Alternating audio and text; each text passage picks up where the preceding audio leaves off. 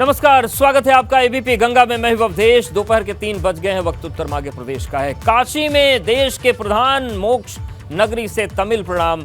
इस वक्त पीएम मोदी काशी तमिल संगमम में शामिल होने के लिए वाराणसी पहुंचे हुए हैं। ये कार्यक्रम सिर्फ प्रदर्शनी के लिए आयोजित नहीं किए गए, इसके सियासी मायने भी हैं। आज हम काशी तमिल संगमम की खासियत बताने के साथ साथ सियासी मायने पर भी चर्चा करेंगे और समझेंगे कि काशी में तमिल संस्कृति को लेकर इतनी बड़ी प्रदर्शनी, इतने बड़े कार्यक्रम क्यों आयोजित किए गए। आखिर भाजपा को इसका क्या फायदा है।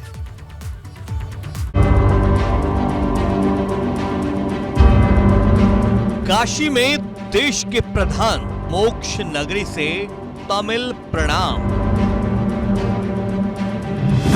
ये मेहनत एक ही सपने को लेकर के चल रही है।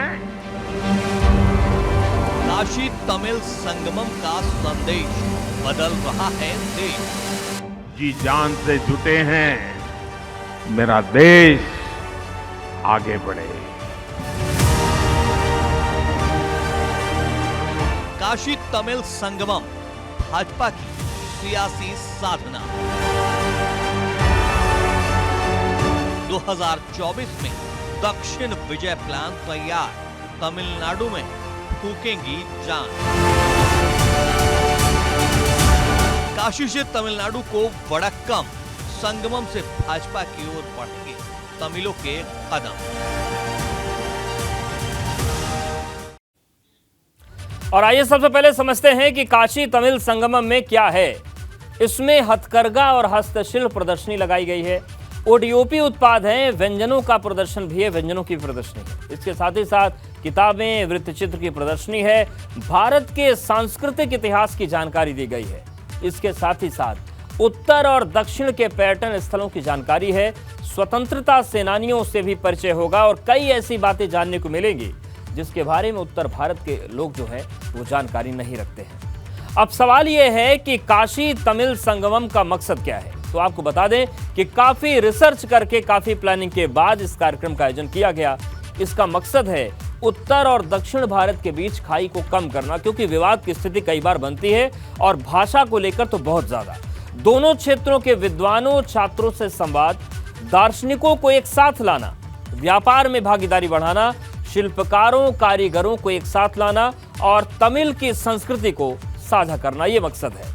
अलग अलग प्रथाओं को साझा करना, एक दूसरे को समझना, वैचारिक दूरियों को कम करना, उत्तर भारत को लेकर तमिल लोगों में जो गलत धारणाएं हैं या फिर तमिल लोगों के बारे में उत्तर भारतीयों को जो गलत जानकारी है उसे ठीक करना इसका मकसद है। कहते हैं कि कोई भी सरकार, उसके हर काम में सियासी मकसद होते हैं, तो इसे समझना चाहिए। ये सवाल है कि संगमम से भाजपा को क्या मिलेगा, क्यों भाजपा इस पर जोर दे रही है। तो आपको बता दें कि इससे अब तमिलनाडु में भाजपा की मौजूदगी बढ़ेगी, भाजपा के बारे में तमिल लोगों में चर्चा होगी और सांस्कृतिक आयोजनों से भाजपा लोगों तक पहुंचेगी। तमिलनाडु में भाजपा की राजनीति मजबूत होगी।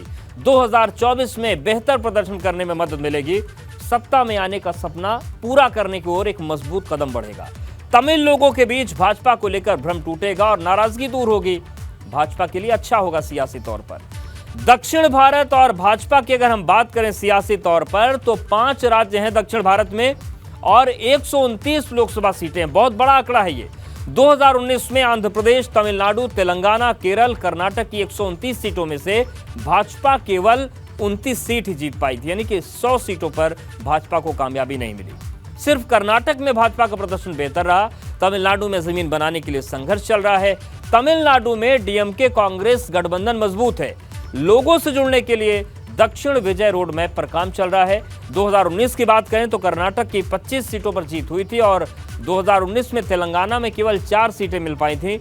आंध्र प्रदेश में खाता नहीं खुल पाया था, केरल में खाता नहीं खुल पाया था और तमिलनाडु में भी बीजेपी का क्लीन स्वीप हो गया था, जबकि देश भर में प्रचंड बहुमत की सरकार बीजेपी ने बनाई थी। और इसीलिए माना जा रहा है कि ये जो काशी तमिल संगमम है ये महत्वपूर्ण है। और चलिए सीधे रुख करते हैं वाराणसी का, जहां पर मंच पर कार्यक्रम चल रहा है। இமைப்பொழுதும் என் நெஞ்சில் நீங்காதான் தாழ்வாழ்க கோகழி ஆண்ட குருமணிதன் தாழ்வாழ்க ஆகமம் ஆகி देखिए நின்று तमिल में संबोधन चल रहा है और प्रधानमंत्री मंच पर मौजूद हैं, मुख्यमंत्री मंच पर मौजूद हैं, राज्यपाल आनंदीबेन पटेल मौजूद हैं और काशी तमिल संगमम का ये जो भव्य कार्यक्रम है, उत्तर से दक्षिण को जोड़ने का कार्यक्रम है, रामेश्वरम को भगवान विश्वेश्वर से जोड़ने का कार्यक्रम है, उस पर ये एक बड़ा कार्यक्रम है और सियासी साधना चल रही है। गुरुर्विष्णु गुरुदेवो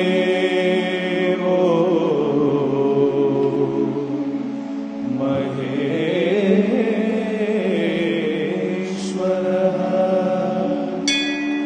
गुरु साक्षात् परब्रह्मा तस्मै श्री गुरवे नमः तस्मै श्री गुरवे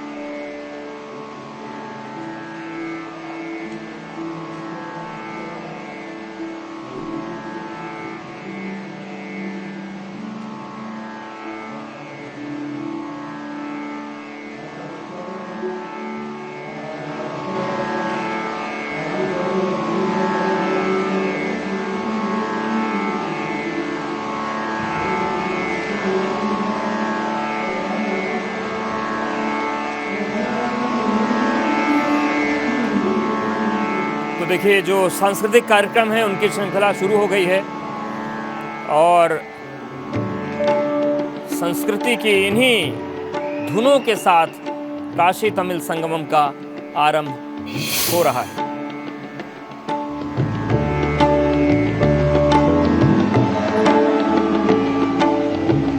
तो शिवधाम में तमिल प्रणाम की ये 5 तस्वीरें हम आपको दिखा रहे हैं। बीच की तस्वीर लाइव है। पहली तस्वीर आप देखिए किस तरीके से डमरू के नाद के साथ स्वागत हुआ और देखिए लोग संगीत की धुन में इस वक्त खोए हुए।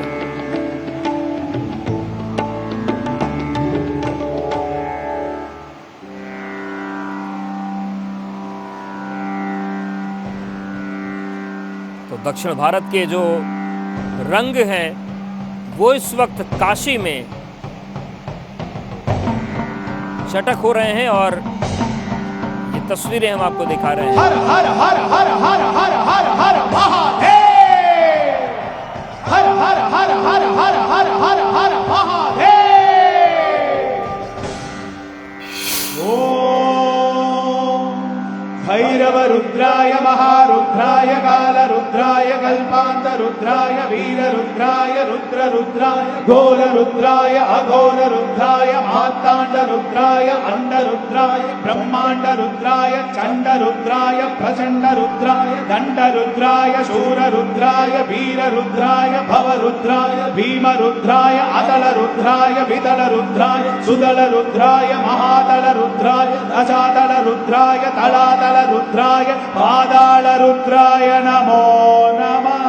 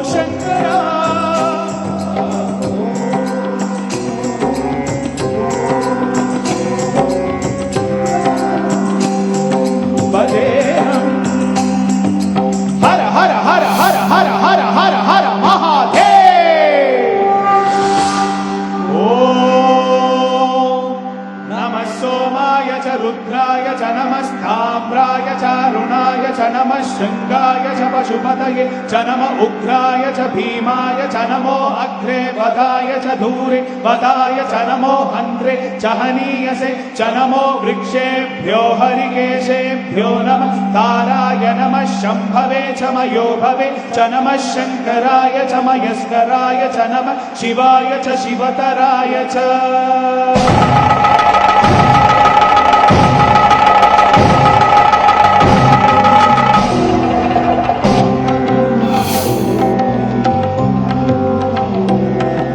पूरणा जगतारणा सत्यदेव देवप्रिया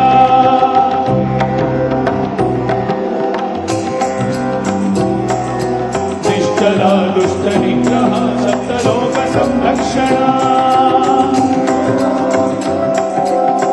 श्वेतऋषभवाहना त्रिपुरनाशनर्धना व्योमकेश महासेन जनक वत्सभद्र परशुभद्र नमः ॐ शिवोऽहम् रुद्रनामं भजेऽहं ॐ शिवोऽहम् रुद्रनामं भजेऽहं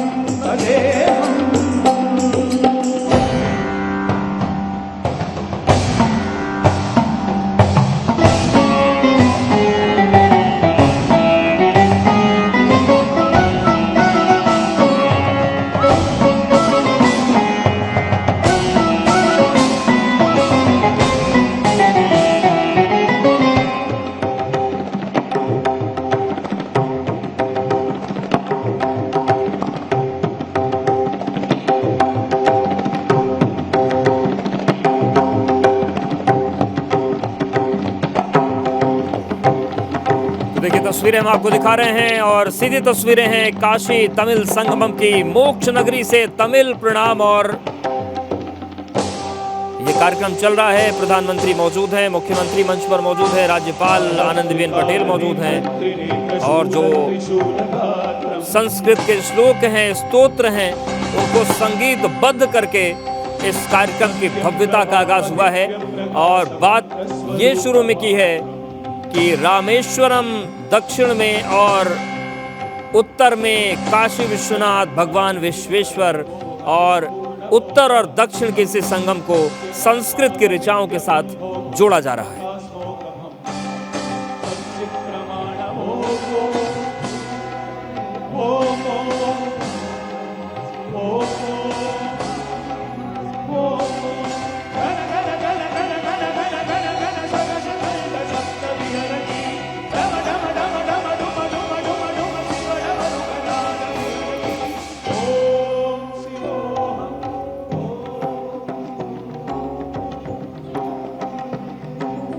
तो देखिए कार्यक्रम है, सीधी तस्वीरें हम आपको दिखा रहे हैं। प्रधानमंत्री का भी संबोधन होगा, वो हम आपको दिखाएंगे। लेकिन चलिए एक बार फिर से समझ लेते हैं कि इस कार्यक्रम का महत्व क्या है, आखिर क्यों किया जा रहा है और क्या क्या हो रहा है। काशी तमिल संगमम में हथकरघा हस्तशिल्प प्रदर्शनी लगाई गई, यानी कि जो कला संस्कृति है वो समझ पाएंगे, चाहे उत्तर की हो चाहे दक्षिण की। ओडीओपी उत्पाद व्यंजनों की प्रदर्शनी, ताकि जो लोग दक्षिण से आए हैं वो उत्तर को समझ जाएं, उत्तर प्रदेश को समझ जाएं। किताबें और वृत्तचित्र की प्रदर्शनी, इसमें दक्षिण और उत्तर का समागम होगा। भारत की सांस्कृतिक इतिहास की जानकारी मिलेगी, उत्तर और दक्षिण के पर्यटन स्थलों की जानकारी दी गई है। साथ ही स्वतंत्रता सेनानियों से परिचय होगा और कई ऐसी बातें जानने को मिलेंगी जिसके बारे में उत्तर भारत के लोगों को जानकारी नहीं है, और कई ऐसी बातें जानकारी मिलेंगी दक्षिण भारत के लोगों को जो उत्तर भारत के बारे में नहीं जानते हैं। अब सवाल यह है कि काशी तमिल संगमम का मकसद क्या है, तो आपको बताते हैं। काफी रिसर्च करके, काफी प्लानिंग के बाद इस कार्यक्रम का आयोजन हो रहा है। इसका मकसद है उत्तर दक्षिण भारत के बीच खाई कम करना, दोनों क्षेत्रों के विद्वान और छात्रों से संवाद, दार्शनिकों को एक साथ लाना, व्यापार में भागीदारी बढ़ाना, शिल्पकारों कारीगरों को एक साथ लाना और तमिल की संस्कृति को साझा करना, अलग अलग प्रथाओं को साझा करना और एक दूसरे को समझाना, वैचारिक दूरियों को कम करना, उत्तर भारत को लेकर तमिल लोगों में जो गलत धारणाएं हैं या तमिल लोगों के बारे में उत्तर भारतीयों को जो गलत जानकारी है उसे ठीक करना, इसे मकसद है।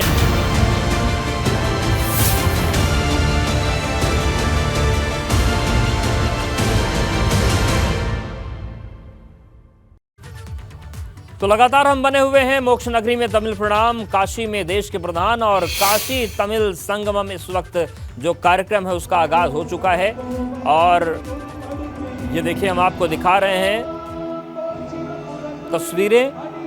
8 तस्वीरें आपके सामने हैं। बीच की तस्वीर लाइव तस्वीर है, मंच की तस्वीर है और उत्तर के लोग दक्षिण को समझ सकते हैं, यहाँ पर दक्षिण को लोग उत्तर को समझ सकते हैं। तमिलनाडु से मेहमान पहुंचे हैं, प्रधानमंत्री मोदी पहुंचे हैं काशी विश्वनाथ के दर पर। धर्म गुरु भी आए हुए हैं, दक्षिण भारत के जो महत्वपूर्ण संत हैं। और इसके साथ ही साथ जो कार्यक्रम है वो चल रहा है। धर्मेंद्र प्रधान ने डमरू बजाया, स्वागत किया लोगों का, वो भी दक्षिण भारत से ही आते हैं। मेहमानों का शानदार स्वागत किया गया और जो सांस्कृतिक प्रस्तुतियां हैं वो इस वक्त चल रही हैं और उसी काशी तमिल संगमम की ये 8 तस्वीरें आपके सामने हैं।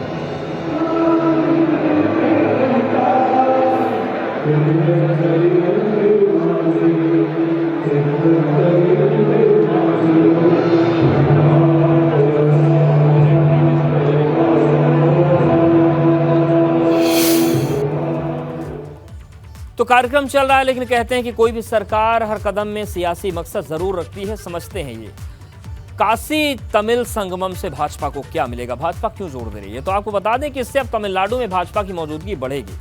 भाजपा के बारे में तमिल लोगों में चर्चा होगी, सांस्कृतिक आयोजनों से भाजपा लोगों तक पहुंचेगी। तमिलनाडु में भाजपा की राजनीति मजबूत होगी और 2024 में बेहतर प्रदर्शन करने में मदद मिलेगी।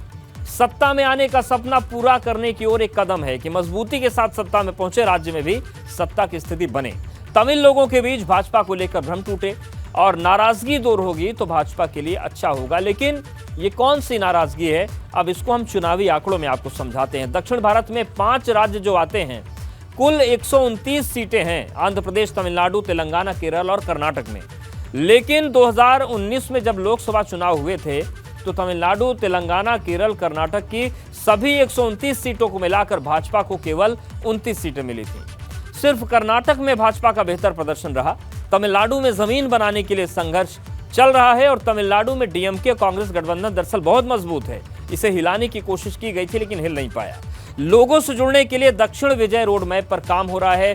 2019 में कर्नाटक की 25 सीटों पर जीत हुई भाजपा की, लेकिन तेलंगाना में 4 सीटें ही मिली और आंध्र प्रदेश, केरल, तमिलनाडु में तो बीजेपी का खाता ही नहीं खुल पाया था। और इसीलिए माना जा रहा है कि जो काशी और तमिल के संगम का कार्यक्रम है ये सांस्कृतिक रूप से, आध्यात्मिक रूप से, सामाजिक रूप से तो महत्वपूर्ण है ही, लेकिन राजनीतिक रूप से भी बहुत महत्वपूर्ण है और आने वाले वक्त में इसका फायदा बीजेपी को मिल सकता है। इस लगातार बड़ी कवरेज पर हम बने हुए हैं।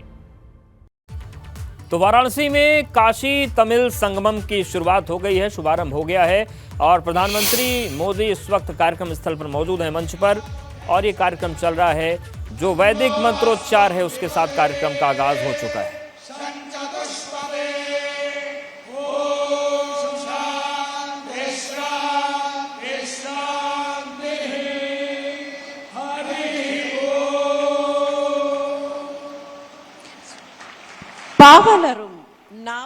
तो देखिए जो वैदिक मंत्रोच्चार का दौर था उसका समापन हुआ और ऐसे ही कार्यक्रम धीरे धीरे बढ़ रहा है। काफी महत्वपूर्ण ये कार्यक्रम है और सबसे पहले मुख्यमंत्री योगी आदित्यनाथ ने अपना स्वागत संबोधन दिया। दिल बहाएं, राजा सुनकर खुश हो जाएं, राज्य में शांति रहे। तमिलनाटिन तेन पगदियाम श्री वैकुंठत्तु कुमर गुरुबरर। तो प्रधानमंत्री नरेंद्र मोदी भी संबोधित करेंगे और ये जो कार्यक्रम चल रहा है हम सीधी तस्वीरें आपको दिखा रहे हैं। काशी तमिल संगमम, ये 8 तस्वीरें भी आपके सामने हैं। पहली तस्वीर कार्यक्रम स्थल की, दूसरी तस्वीर जब प्रधानमंत्री नरेंद्र मोदी पहुंचे दक्षिण भारत की वेशभूषा में। तमिलनाडु से मेहमान भी बड़ी संख्या में आए हैं, धर्मगुरुओं को भी बुलाया गया है रामेश्वरम से। हर हर महादेव के खूब नजारे गूंजे। धर्मेंद्र प्रधान जो कि दक्षिण से ही आते हैं, उन्होंने विशाल डमरू बजाया, मेहमानों का फूल बरसाकर स्वागत किया। और बीच की तस्वीर जो है ये सीधी तस्वीर है, हम आपको दिखा रहे हैं और ये देखिए मंच पर नरेंद्र मोदी दिख रहे हैं। संतों द्वारा सिंचित महान मुनियों की जीवंत परंपराएं ही माननीय प्रधानमंत्री जी की नीतियों का आधार है। पंच प्रण के संकल्प के साथ माननीय प्रधानमंत्री जी ऐसे नूतन भारत का निर्माण करने में प्रयासरत हैं जहां विकास और विरासत का संगम हो, क्षेत्रीय विविधता को एकता में पिरोकर राष्ट्रीयता के सूत्र में बंधा भारत। ऐसे युग दृष्टा देश के प्रधान सेवक, हम सब के प्रेरणा स्रोत माननीय प्रधानमंत्री जी से सादर विनती करती हूं कि इस ऐतिहासिक अवसर पर अपने सुवचनों द्वारा हमारा मार्गदर्शन करें।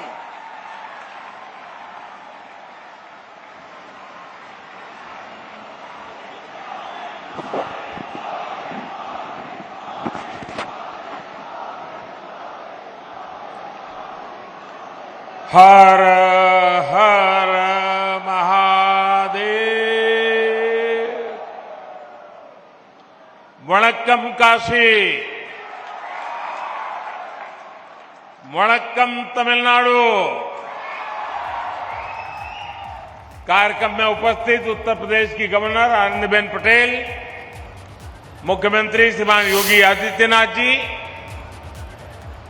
केंद्रीय कैबिनेट में मेरे सहयोगी श्री धर्मेंद्र प्रधान जी, श्री एल मुरुगन जी, पूर्व केंद्रीय मंत्री पोन राधाकृष्णन जी, विश्व प्रसिद्ध संगीतकार और राज्यसभा के सदस्य इलैया राजा जी, बीएचयू के vice chancellor Sudhir Jain, IIT Madras के डायरेक्टर प्रोफेसर कामकोटी जी, अन्य सभी महानुभाव और तमिलनाडु से मेरी काशी में पधारे सभी मेरे सम्मानित अतिथिगण, देवी और सज्जनों, विश्व के सबसे प्राचीन जीवन शहर काशी की पावन धरती पर आप सभी को देखकर आज मन बहुत ही प्रसन्न हो गया, बहुत ही अच्छा लग रहा है।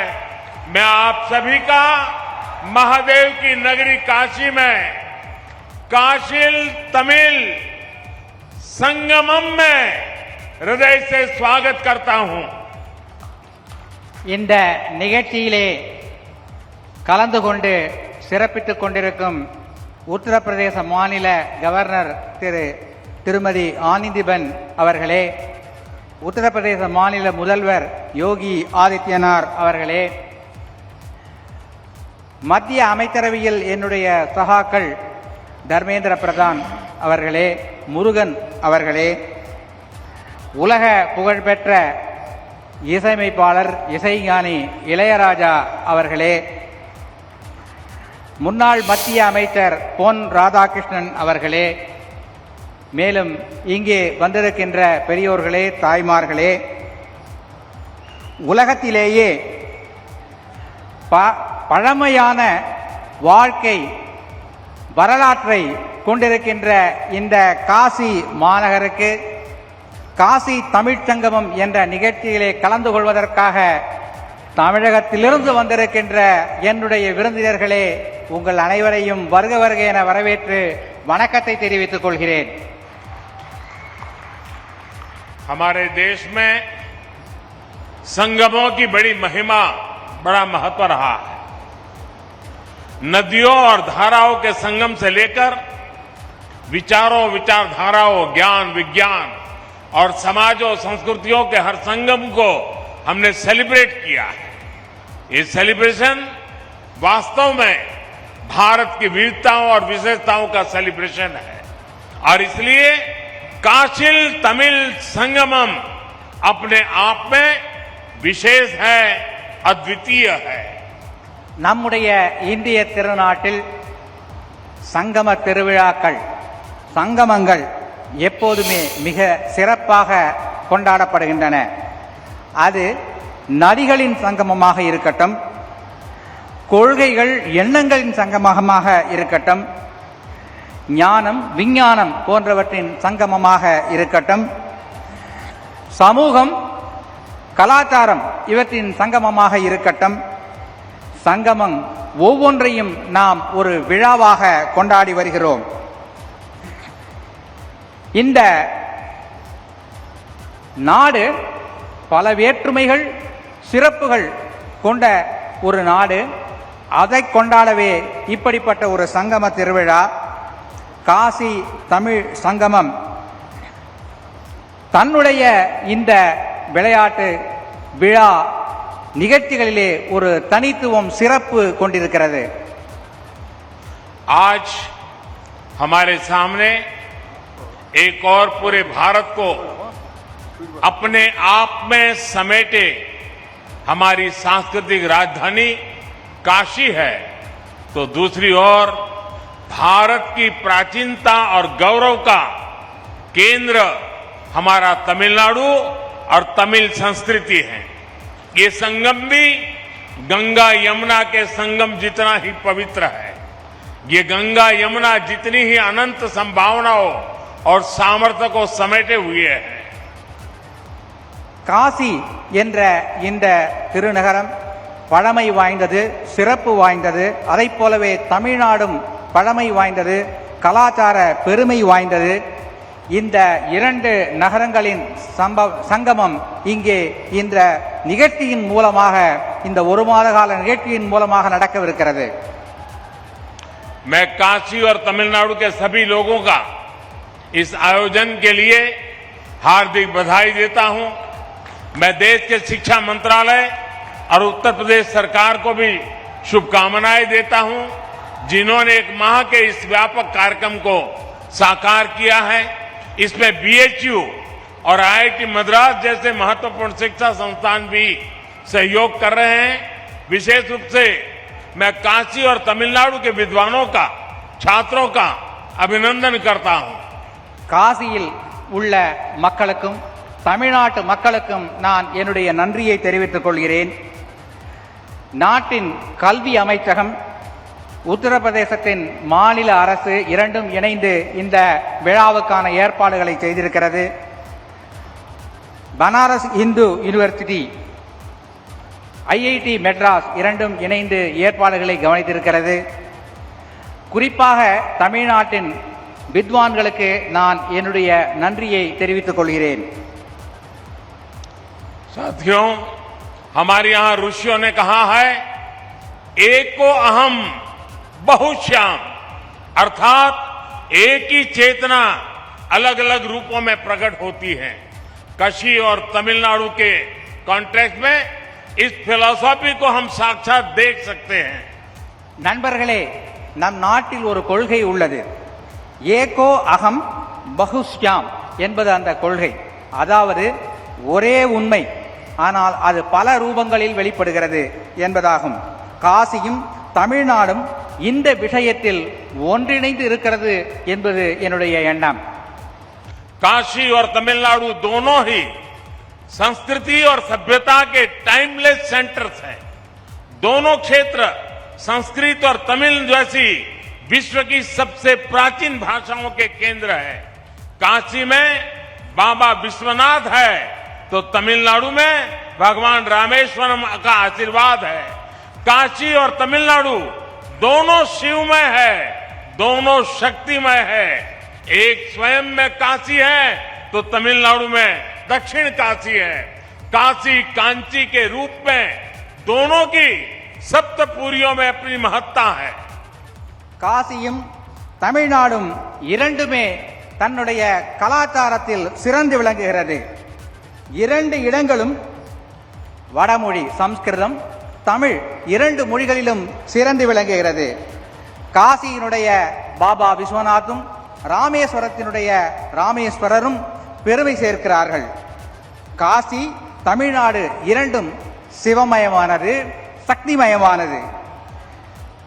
காசி தமிழ்நாடு இரண்டும் திருக்கோயில்களுக்கு பிரபலமானது. தமிழகத்திலே காசி, தென்காசி என்ற ஊர் பிரபலமானது. காசி, காஞ்சி இந்த இரண்டு நகரங்களும் 7 முக்கியமான நகரங்களில் ஒன்றானவை. काशी और तमिलनाडु दोनों संगीत, साहित्य और कला के अद्भुत स्रोत भी हैं। काशी का तबला और तमिलनाडु का तन्नुमाई। काशी में बनारसी साड़ी मिलेगी, तो तमिलनाडु का कांजीवरम सिल्क पूरी दुनिया में फेमस है। காசி தமிழ்நாடு இரண்டுமே கலை, கலாச்சாரம், தங்களுடைய பண்பாடு ஆகியவற்றில் சிறந்து விளங்குகின்றன. காசியிலே தபேலா என்றால் தமிழகத்திலே தன்னுமை சிறந்து விளங்குகிறது. காசியிலே காசிப்பட்டு சிறந்தது என்றால் தமிழகத்திலே காஞ்சிப்பட்டு சிறந்து விளங்குகிறது.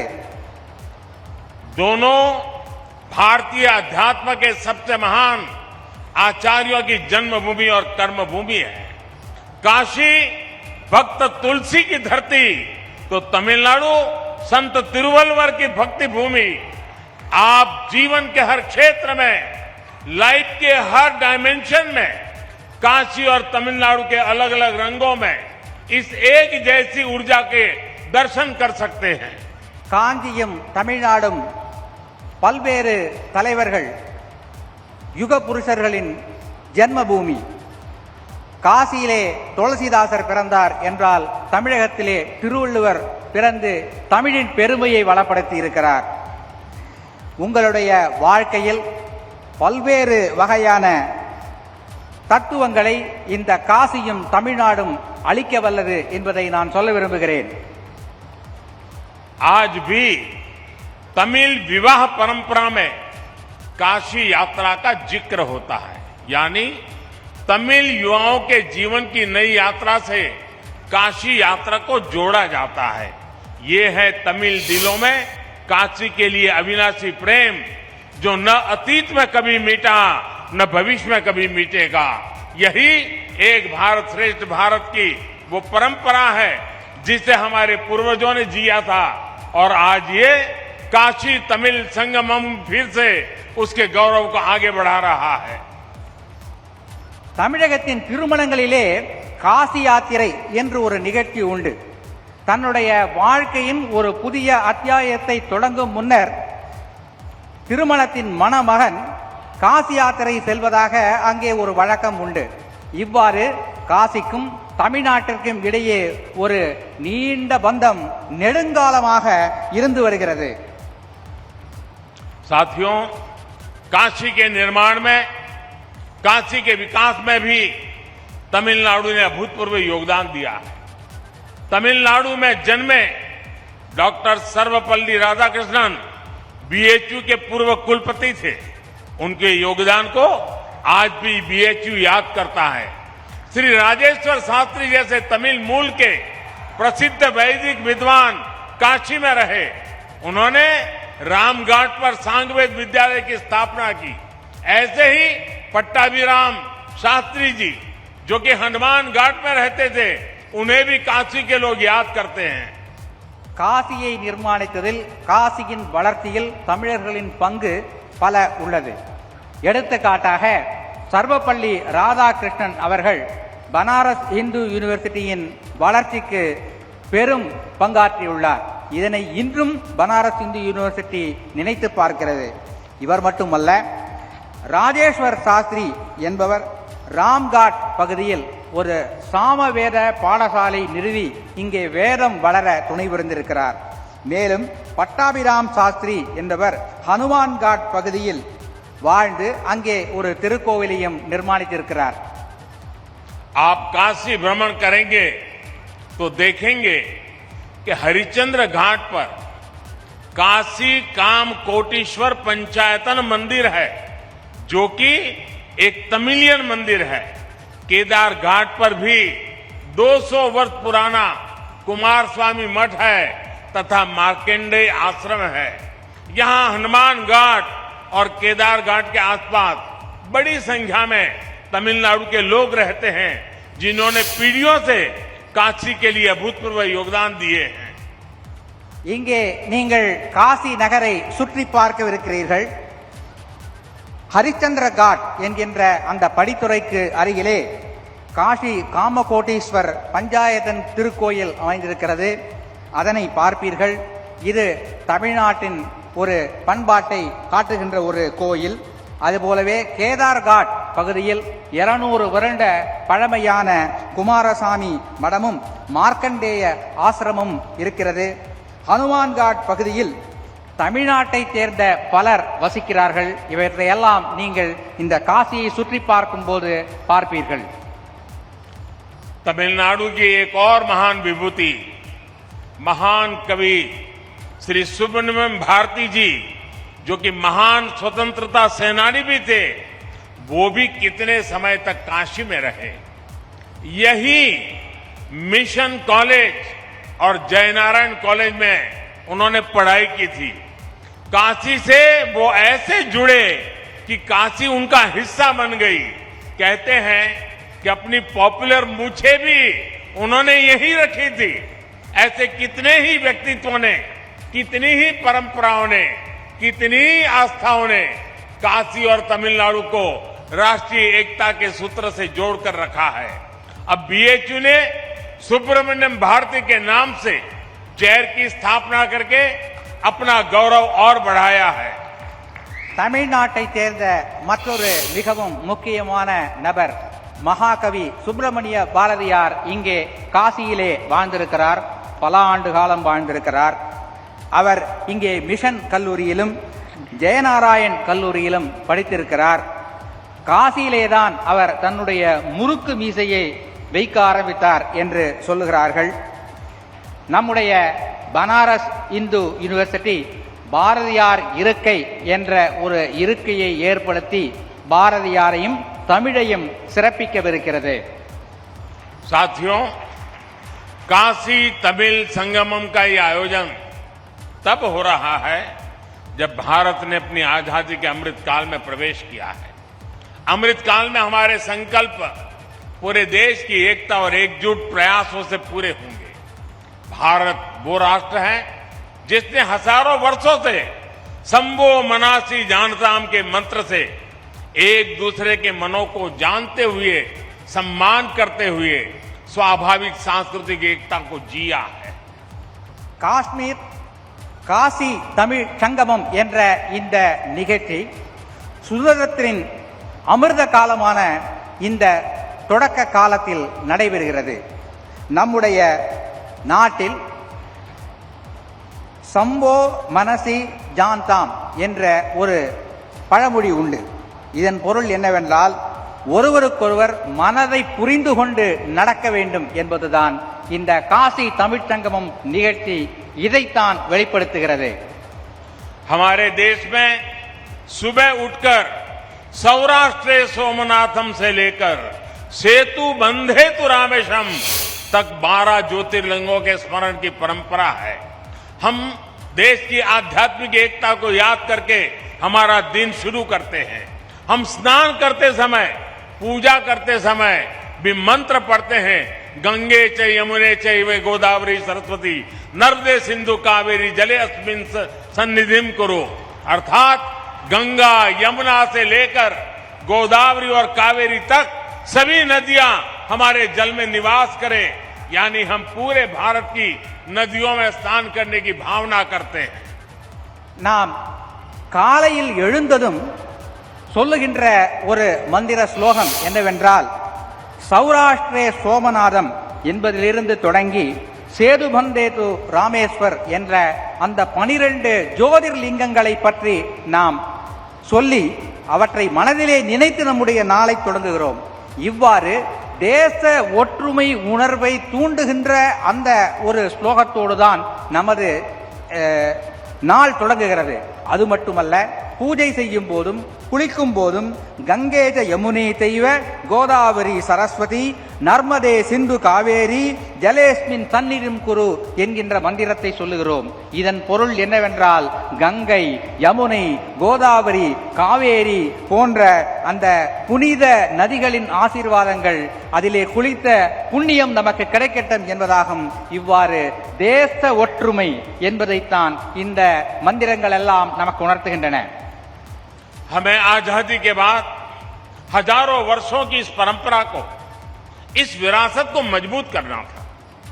इस देश का एकता सूत्र बनाना था. लेकिन दुर्भाग्य से इसके लिए बहुत प्रयास नहीं किए गए.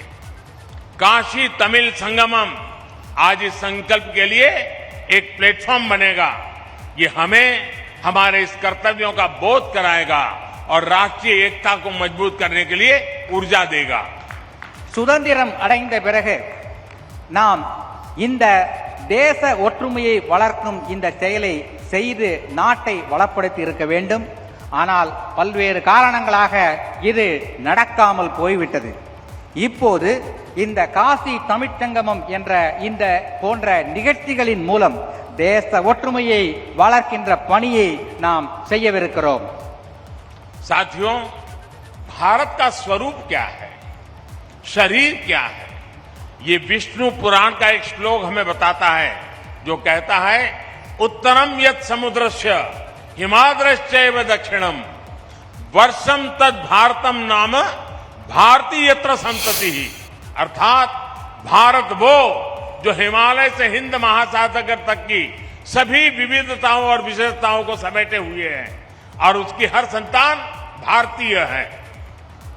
நம்முடைய நாடு என்றால் என்ன, இதனுடைய இந்த பரப்பு, உடல், சரீரம் என்பது என்ன என்பதை பற்றி விஷ்ணு புராணத்தில் ஒரு ஸ்லோகம் உள்ளது. இந்த ஸ்லோகம் சொல்கின்ற கருத்து என்னவென்றால், வடக்கே இமாலயத்திலிருந்து தெற்கிலே குமரி வரை இந்த நாடு நம்முடைய ஒற்றுமைகள், வேற்றுமைகள் இவற்றோடு பலமாக விளங்குகின்ற ஒரு நாடு என்று சொல்லுகிறது. भारत की इन जड़ों को, इन रूट्स को अगर हमें अनुभव करना है तो हम देख सकते हैं कि उत्तर और दक्षिण हजारों किलोमीटर दूर होते हुए भी कितने करीब है. संगम तमिल साहित्य में हजारों मील दूर बहती गंगा का गौरवगान किया गया था. तमिल ग्रंथ कलितोगे में वाराणसी के लोगों की प्रशंसा की गई है. हमारे पूर्वजों ने तिरुपुगल के जरिए भगवान मुरुगा और काशी की महिमा एक साथ गाई थी. दक्षिण का काशी कहे जाने वाले तेन काशी की स्थापना की थी. இந்திய திருநாட்டின் இந்த மூலங்களை, வேர்களை நாம் பாதுகாக்க வேண்டும். இந்த போன்ற சங்கமம் நிகழ்ச்சிகளால் தான் இதனை பாதுகாக்க முடியும்.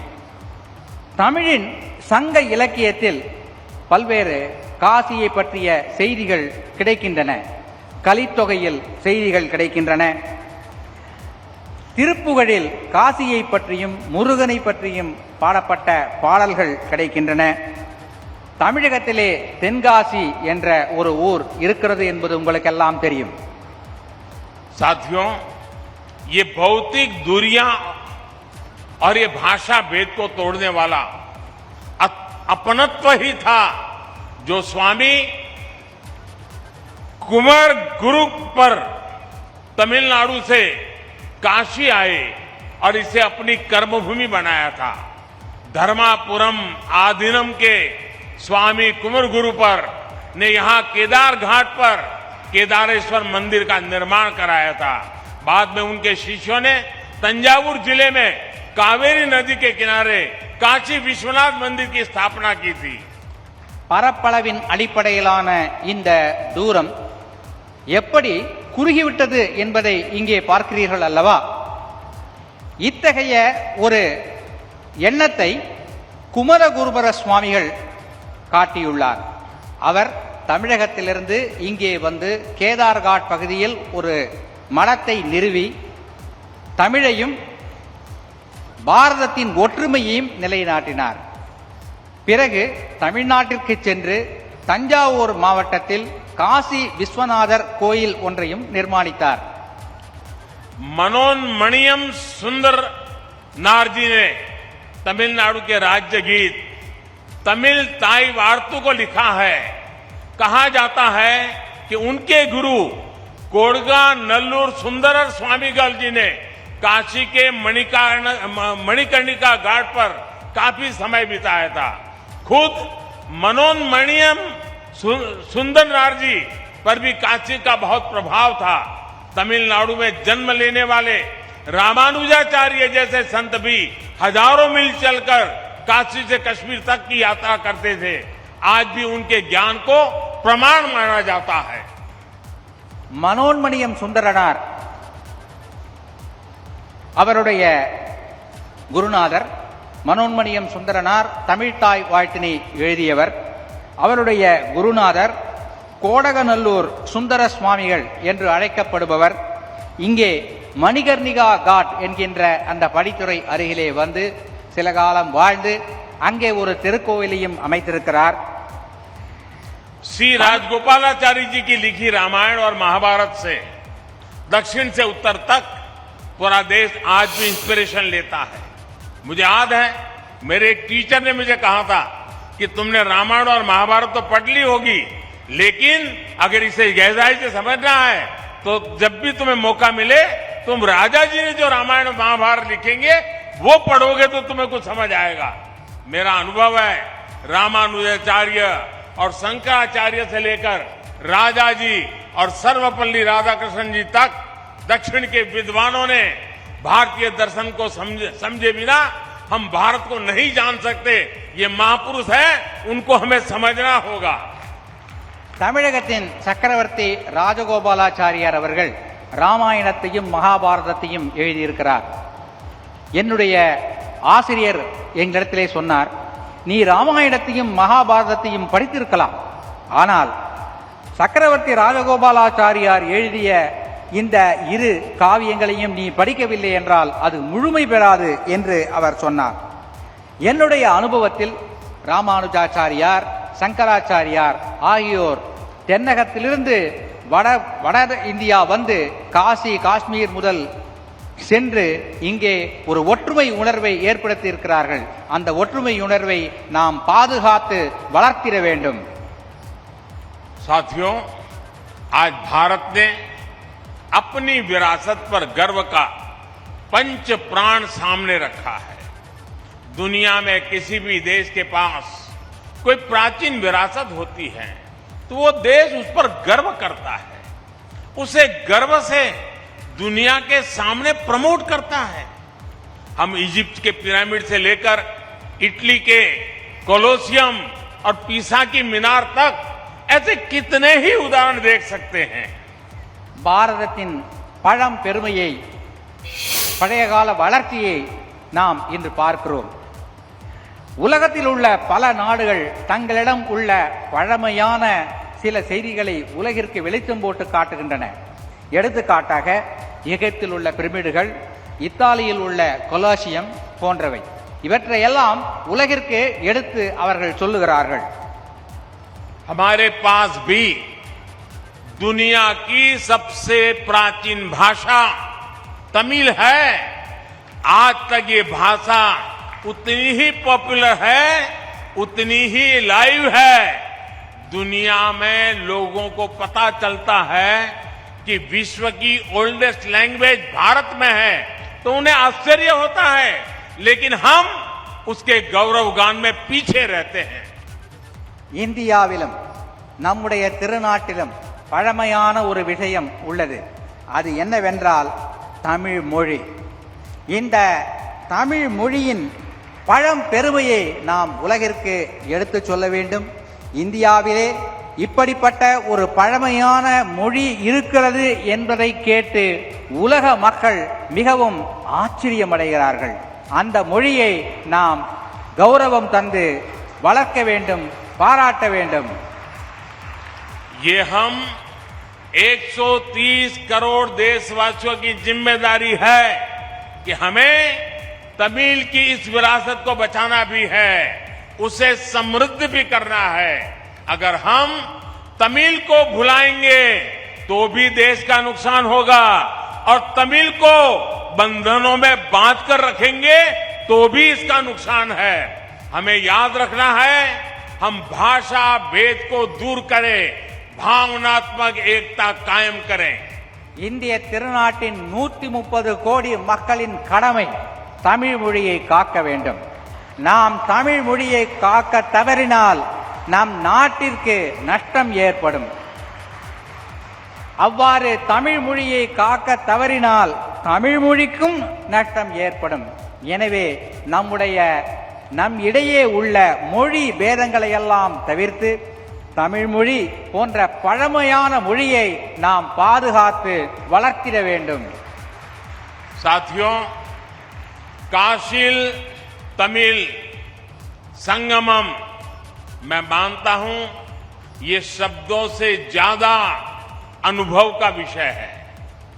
अपनी इस काशी यात्रा के दौरान आप उनकी मेमोरी से जुड़ने वाले हैं, तो आपके जीवन की पूंजी बन जाएंगे। मेरे काशीवासी आपके सत्कार में कोई कमी नहीं छोड़ेंगे। நண்பர்களே, இந்த காசி தமிழ்ச்சங்கம் என்பது நான் நினைக்கிறேன் வார்த்தைகளால் சொல்லிவிட முடியாத ஒரு அனுபவமாக உங்களுக்கு இருக்கும். இந்த அனுபவங்களையும் நினைவுகளையும் சுமந்து கொண்டு நீங்கள் உங்களுடைய ஊருக்கு திரும்பிச் செல்வீர்கள் என்று நான் உறுதியாக நம்புகிறேன். அத்தகைய எண்ணத்தை, நினைவினை இந்த காசி நகரத்து மக்கள் உங்களுக்கு அளிப்பார்கள் என்ற உறுதியான நம்பிக்கை எனக்கு இருக்கிறது. मैं चाहता हूं तमिलनाडु और दक्षिण के दूसरे राज्यों में भी इस तरह के आयोजन हो, देश के दूसरे हिस्सों से लोग वहां जाएं, भारत को जिए, भारत को जाने। मेरी कामना है काशी तमिल संगमम, इससे जो अमृत निकले उसे युवा के लिए रिसर्च और अनुसंधान के जरिए आगे बढ़ाएं। ये बीज आगे राष्ट्रीय एकता का वटवृक्ष बने। राष्ट्र हित ही हमारा हित है। नट नलने नमद नलन, ये मंत्र हमारे देशवासी का जीवन मंत्र बनना चाहिए। इसी भावना के साथ आप सभी को एक बार फिर ढेरों शुभकामनाएं। இந்த காசி தமிழ் சங்கமம் நிகழ்ச்சி போல பல மாநிலங்களிலிருந்தும் மக்கள் இங்கே வர வேண்டும். இங்கிருந்தும் தமிழ்நாட்டிற்கு பிற மாநிலங்களுக்கு மக்கள் செல்ல வேண்டும். ஒற்றுமை உணர்வு வளர வேண்டும். நாட்டு நலனே நமது நலன் என்பதை நாம் மனதிலே இருத்தி செயல்பட வேண்டும் என்று கூறிக்கொண்டு भारत माता की, भारत माता की, भारत माता की। धन्यवाद। वणक्कम। तो प्रधानमंत्री मोदी को आपने सुना, काशी से तमिलनाडु को वड़क्कम कहते हुए उन्होंने अपनी वाणी को विराम दिया और कई बड़ी बातें उन्होंने कही। पहले योगी आदित्यनाथ का संबोधन और फिर प्रधानमंत्री मोदी का संबोधन। दक्षिण के लिए भाजपा की ये सियासी साधना, तमाम बड़ी बातों के साथ प्रधानमंत्री का संबोधन समाप्त हुआ और हाथ हिलाकर अभिवादन वहां की जनता का, तमिल से आए हुए छात्रों का, लोगों का करते हुए, बातचीत करते हुए प्रधानमंत्री मोदी हाथ जोड़कर अभिवादन स्वीकार कर रहे हैं। और अब इस कार्यक्रम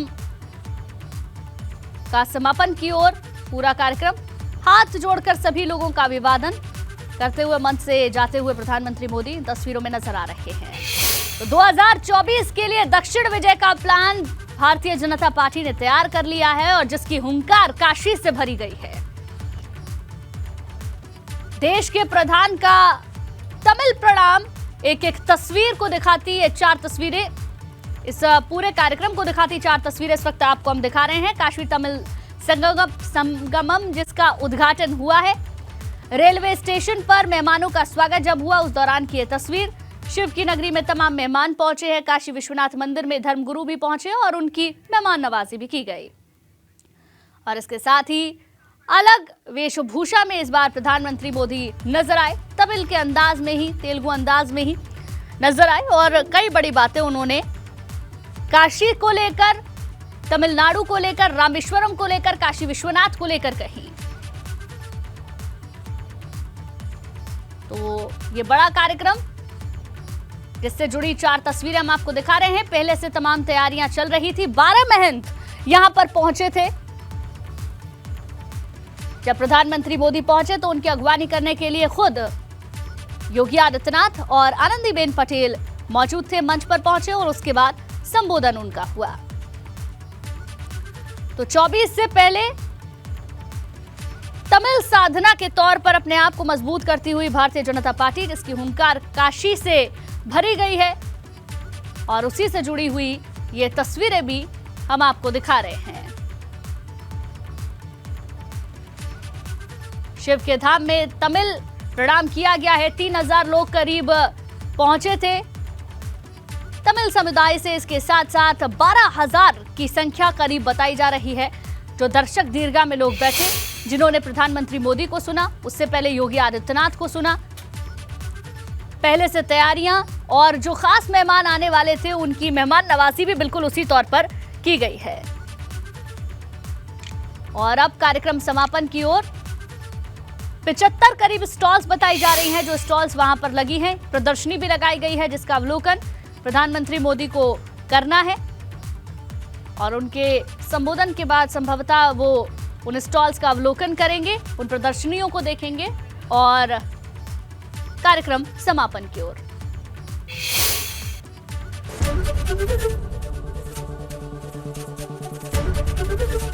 एबीपी गंगा, खबर आपकी, जुबान आपकी।